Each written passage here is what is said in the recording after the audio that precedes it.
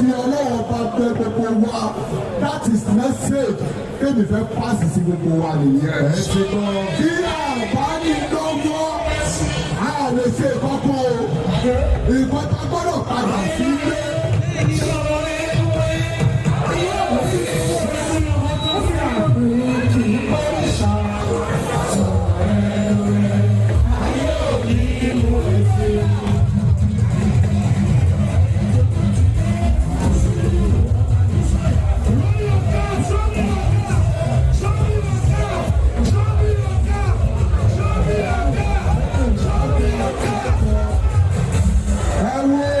Nǹkan tí à ń ṣe ní èyí ó gbà mí fún 3 months tí mo fi ṣe jíjí wa àti ṣíàmà wa Alhaji Wasiu Ayinde Ewan bàbá gbogbo wa lọ fún mi ní àṣẹ yẹn pé kí n lọ sí gbogbo South West kí n lọ bá wọn tó jẹ́ bọ́ọ̀sì ọ̀dọ́ Omidọ́bẹ̀ pé kí n lọ bá wọn sọ̀rọ̀ kó lè ṣe fún 3 months gbáko gbogbo wa la péjú síbí yìí o Ọ̀yọ́ wà ń bí Ògùn wà ń bí Èkìtì wà ń bí Òǹdó wà ń bí Kwara wà ń bí Èkó wà ń bí Èkìtì wà ń bí lájọ àìsàn òkùnrin ayé.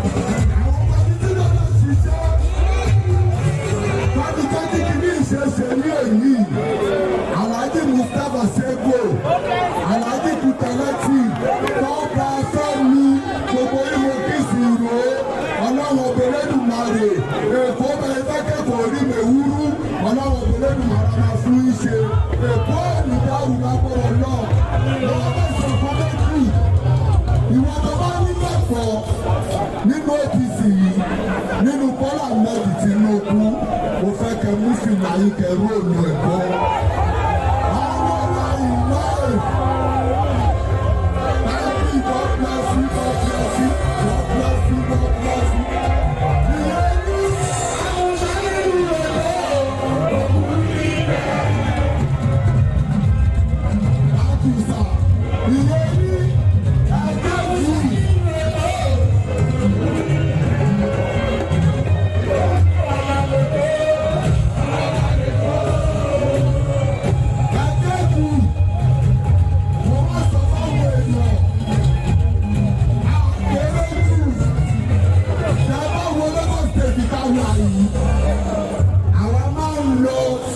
Lẹ́kí a máa ń lọ sí ọ̀nà bẹ̀tù Lẹ́kí ní yẹn 99 gbogbo wa la mọ bíbẹ̀ ṣe rí ọ̀dùgbà tí Bọ́lá Ahmed Tinubu tó débẹ̀ ní yẹn 2000 bàbá ṣe gudugudu méje yàyà mẹ́fà àwọn Èkó àwọn stéètì tó kù ní Nàìjíríà wọ́n fi Èkó wọ́n fi ṣàpèjúwe ni ìgbà tí bàbá tún kú ọ̀nà wọ́n pe Fọlúṣọlá Sanwó Fáṣọlá ẹ̀tún ní nǹkan tí Fáṣọlá ṣe wọ́n tún gbé Fáńbọ̀dé ẹ̀rí nǹkan Fáńbọ̀dé tún ṣe kí ni kó ṣe ẹ wá lọ́wọ́ Èkó tí wá sí ẹ wá wú kan tí bàbá Ṣọlá Olúsanwó-Olú intelligent man of people ẹ̀rọ kan tó ṣe kí wọ́n tó bá lọ́wọ́ Sanwó-Olú rẹ́sì ọ̀fìn náà.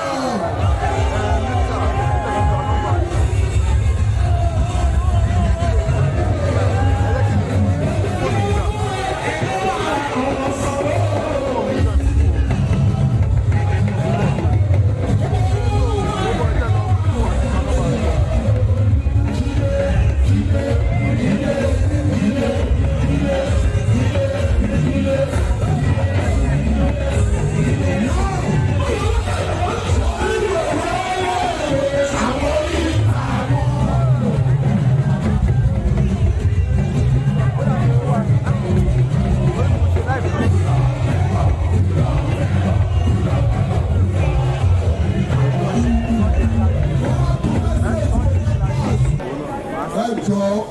Èkó is very giant state.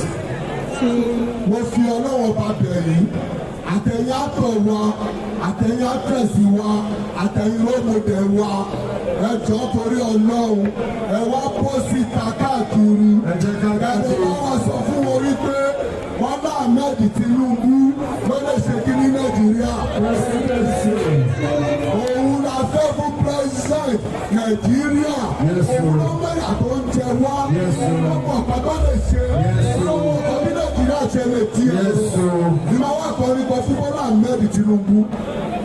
Gbogbo wa la wà ń bí ọmọ wà láì ènìyàn ó Nàìjíríà oríta máa wá mú lọ sẹ́nu òhún Nàìjíríà ní pé Bọ́lá Ahmed wẹ̀yìn ẹ̀ wò wẹ̀yìn ẹ̀ wò bẹ́ẹ̀ lọ́mọ ogun bẹ́ẹ̀ lọ́mọ ogun wẹ̀yìn ẹ̀ wò. Láti fẹ́ mọ́ God bless you, God bless you, God bless you, God bless you, God bless you, God bless you, God bless you, God bless you.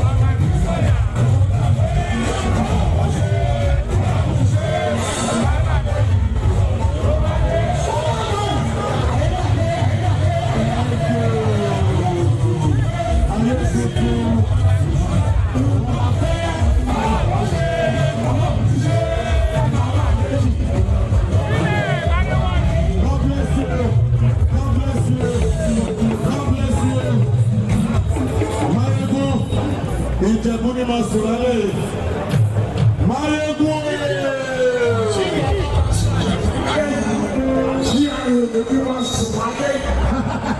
Still to perform, ladies and gentlemen.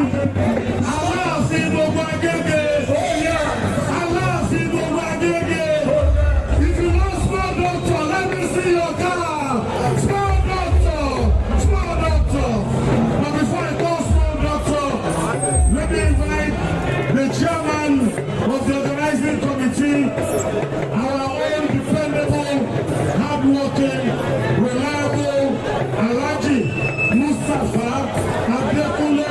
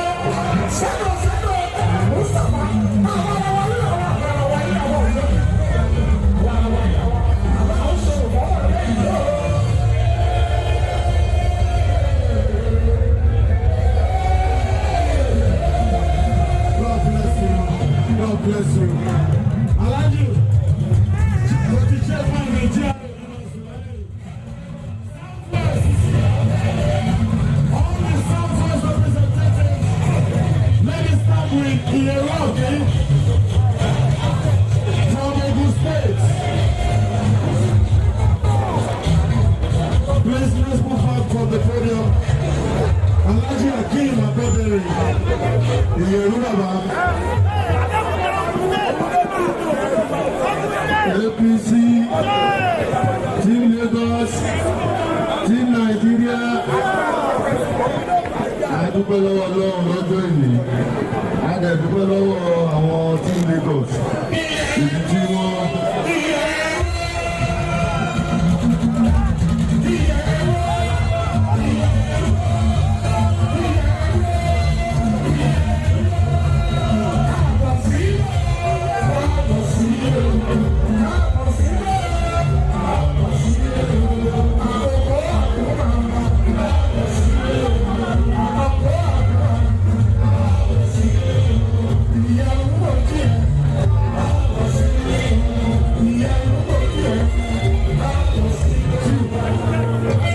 Dúpẹ́ lọ́wọ́ Alhaji Mayegun ọ̀rọ̀ mi ò ní pọ̀ ẹjọ́ gbogbo wa Aṣíwájú Bọ́lá Ahmed Tinubu òun ni àwa polówó bílẹ̀lì ó dẹ̀ ti lọ káàkiri gbogbo South West gbogbo aláwa bílẹ̀lì ẹjọ́ ẹ bá wa dìbò fún Aṣíwájú Bọ́lá Ahmed ó wọlé gbọ́gbọ́n lẹ́ni tó lè ṣe òun ló kájú ẹ̀ wọ́n ní táwọn ò bá kájú lù yíya níyà Aṣíwájú kájú ẹ̀ gọ́ọ̀gọ́ wa náà ní Ogun State títí tó ìpínlẹ̀ kejì Mr. Abiodun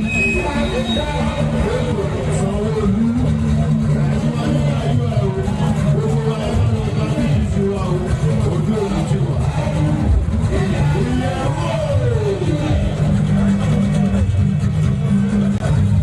APC ẹjọ́ orúkọ tèmi ni Lukman Ajuwon àwa represent South West Ogun láti wá ní ìpínlẹ̀ Ògùn gómìnà tiwa Dàpọ̀ Abíọ́dún ẹjọ́ ẹ̀tẹ̀ sójú ẹ̀ fún lẹ́kọ̀ọ́ ẹ̀tẹ̀ fún ní Sanwó-Olú ní federal Jagaba tẹ̀ sójú ẹ̀ Jagaba tẹ̀ sójú ẹ̀ Ọlọ́run àfàwọ́dé o.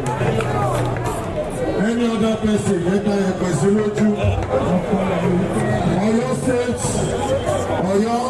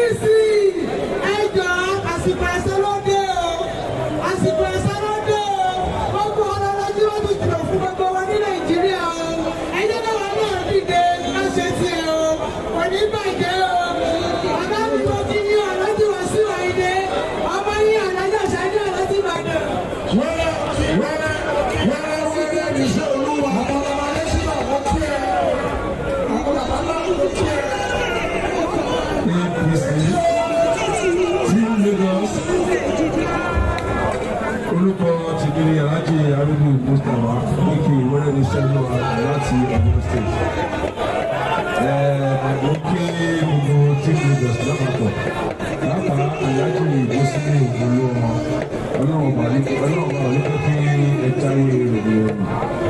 Èyí tí ẹni ṣe yìí tí wọ́n bá fi lé lọ́wọ́ yìí àṣeyọrí ló máa jẹ́ sí. Nígbà àgbàkà ní mẹ́ta. Inshallah, alhamdulillah, wàlá quwwata illa billah. Ọ̀rọ̀ tí èmi Hamidu Mustapha láti ìlú Ọ̀yọ́ State máa sọ Aṣíwájú Bọ́lá Ahmed Tinubu. Ẹ jẹ́ kí mo fẹ́ kí ó yé gbogbo wa dájúdájú àtàbàtún àtàbàsì àti iwájú àtẹ̀yìn kò sẹ́yìn kan tó kílè lójú kan. Òtẹ̀mí nígbàgbọ́ pé pẹ̀lú ìyọ̀ǹda ọlọ́run ọba ọlọ́run yóò bá ní pé Bọ́lá Ahmed àkọ́kọ́ ìpè kọ́ngẹ́sì àlọ́dì ní Àbújá ìmọ̀ inshallah ta'ala bọ́tùlá Bọ́lá Ahmed Tinubu olùmọ̀já ilé olúborí. Gbogbo ẹnì kọ̀ọ̀kan tí wọ́n bá ṣíbá ọlọ́mọ àti fọwọ́ tọ́ wọn lọ́kàn. Wọ́n sì ìbò ẹ̀dì fún Bọ́lá Ahmed Tinubu. Aláàbá ní sábẹ́ Muhammad. Ọlọ́mọ inshallah ọ̀làhùnláwàlá kùwàtà ilẹ̀ àgbẹ̀lá ìlú. Tí wọ́n bá dùn fún ọ̀tá tí wọ́n bá wọlé, àpò wọn wọlé sí pẹ́sílẹ̀ Ọlọ́run jẹ́ kó máa jẹun. Ọ̀ṣun State.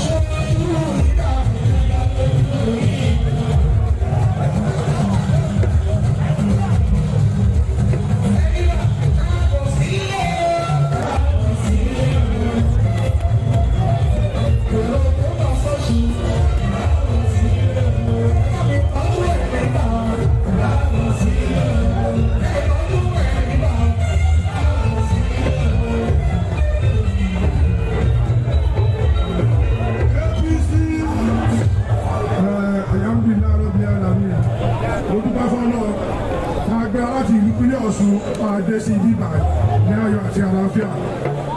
Ẹbí tí ń gbọ́ ọkọ̀ káàtà wọn bíbá yìí ó dẹ̀ ń dùn wọn nínú dáadáa. Ó wá kẹ́kọ̀ọ́ kọ́tẹ́ ní ìfikún fáwa náà o. Ẹ bá lọ sí àwa náà lọ́sùn state. Àwa náà lẹ́ẹ̀kan sí àwa o. Ẹ fi ẹyin. Oyè tó bá lẹ́ẹ̀kan sí. Ẹ jọ̀wọ́ bá dé sanwó ọdún lẹ́ẹ̀kan sí. Ẹ bá bá wa sanwó ọdún lẹ́ẹ̀kan sí o.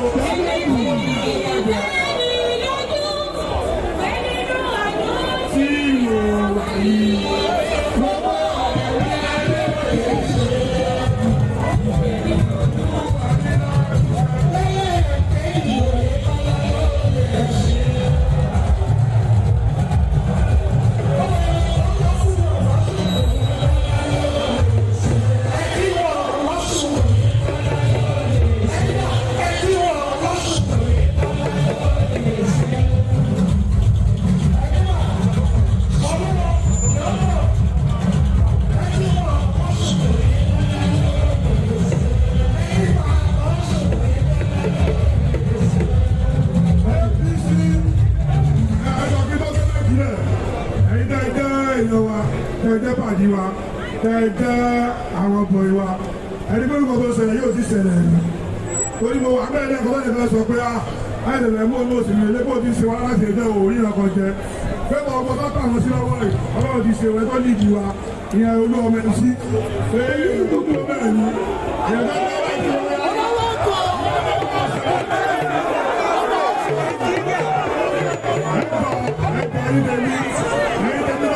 ẹjọ ẹmọlẹka jẹ àtàlámù rẹ jẹ o onígbàtí ẹni yóò ti bèrè ọkọ wa gan o ṣe lọ́wọ́ pẹ̀lú wa bọ àbọdọ bèrè kọ sí lọ́wọ́ wa ẹjọ mo lè ká sọ fún padà ọmọ ìjà àtàlámù rẹ jẹ àbẹ̀mọ̀ ìgbòho ìgbà wà ṣe fún ìgbà ẹgbẹ́ ọ̀sẹ̀ àdá fún mẹ́padà ọlọ́run ìjẹ́ kó bàjẹ́ o Team Lagos wọ́n yà jẹ́ kàṣálẹ́dẹ́ Kwara wálé ọlọ́ṣẹ́ táyé ọlọ́ṣẹ́ Kwara tí ó fa èèyàn wá.